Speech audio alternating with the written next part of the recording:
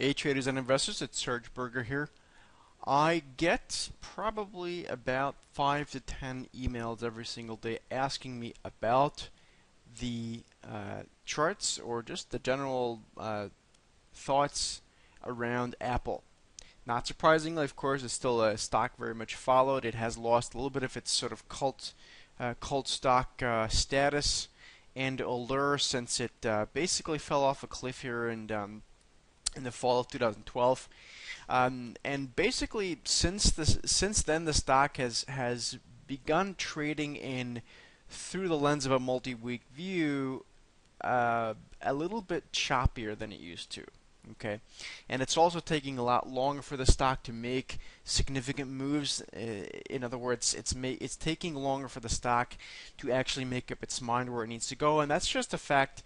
What happens when the stock loses a little bit of allure, a little bit fewer people take place in the stock, take part in the stock, I should say, so the momentum tends to die down a little bit. But just because there's a little bit less momentum in Apple, both on the upside or on the downside, doesn't mean there aren't trades setting up. It just means you have to widen your time horizon a little bit, widen your stops, maybe reduce your positions, or vice versa, depending on what your time frame is. If you're a little bit longer term, if you're a little bit short term, then you have to tighten everything a little bit more.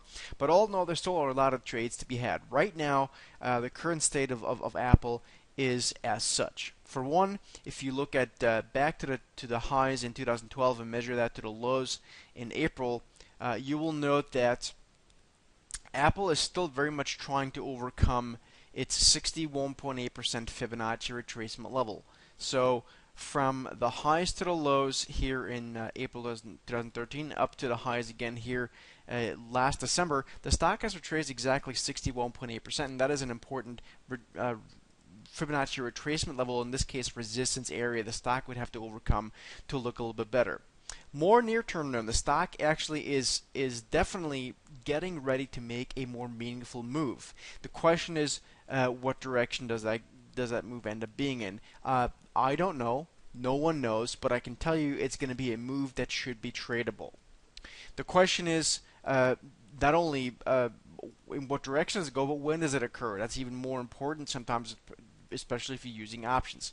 In my opinion, the stock here is essentially in neutral territory. It can go both higher or it can go lower. What I'm looking for is clues if and when we get a break in either direction, if the stock has kind of confirmation retrospectively.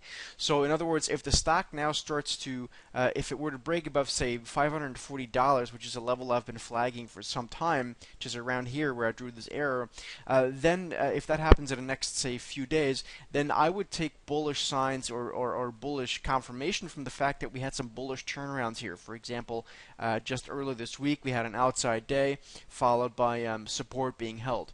If that were to fail and the stock were to drop below about $520, $522, then I would take confirmation with the fact that we had an outside day here on the 13th of March. So if and when we get a breakout to the upside or a breakdown to the downside, you want to then go back and find if there are clues that support this move on the chart going back, which then would sort of confirm the directional move. On the upside, if we get past 540, I think the stock can move into 560, 570 at the very least. On the downside, a break below 520 probably leads to a move towards the $500 area. Hope this makes sense. As always, if you got any questions, you can tweet me at my Twitter handle, which is SteadyTrader. Take care.